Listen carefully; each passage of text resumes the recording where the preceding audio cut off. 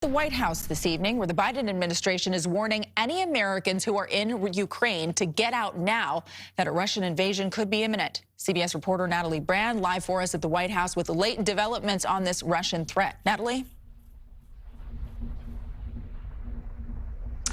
Sarah, we've heard increasing concern from the White House today about what could potentially happen next. And tonight we've learned that President Biden has a call scheduled for tomorrow morning with Russian President Vladimir Putin.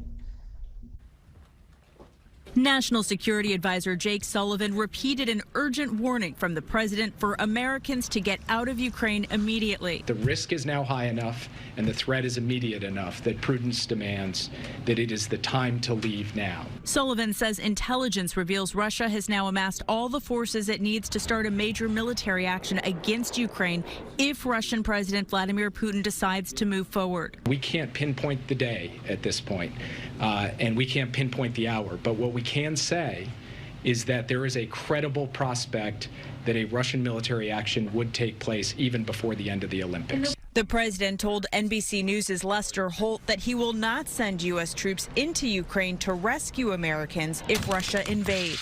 We're dealing with one of the largest armies in the world. This is a very different situation, and things could go crazy quickly. Earlier Friday, the president spoke to world leaders and NATO allies via video conference. The White House and NATO says they are united and prepared for any scenario. What we have communicated to our allies and partners, all 30 allies in NATO, plus a range of other partners, our latest intelligence information, and it does not include a statement that Vladimir Putin has definitively given an order to proceed with the invasion. Russia announced no-go zones prohibiting aircraft and fishing boats in parts of the Black Sea surrounding Ukraine. Russia says the restrictions are in place for military exercises next week. From the north, from the east, the Russians are in a position to be able to mount a major military action in Ukraine any day now. While the Biden administration says it will not send U.S. troops to fight in Ukraine, it's beefing up the defenses of nearby NATO countries. A striker group of nearly 1,000 U.S. soldiers arrived in Romania Friday. Natalie Brand, CBS News, the White House.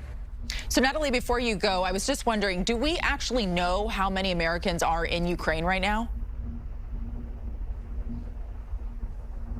Well, the administration can't really give us a definitive number, Sarah, and that's because not all Americans have to register with the U.S. Embassy in Ukraine. Of those that are registered, according to the State Department, there are more than 6,000 Americans in Ukraine. But then when you take into account those additional folks who are not registered, may not be registered, that number could go more than 20,000, according to our sources. Sarah. Wow, Natalie, thank you so much for that update. Of course, we're going to continue to follow this story very closely.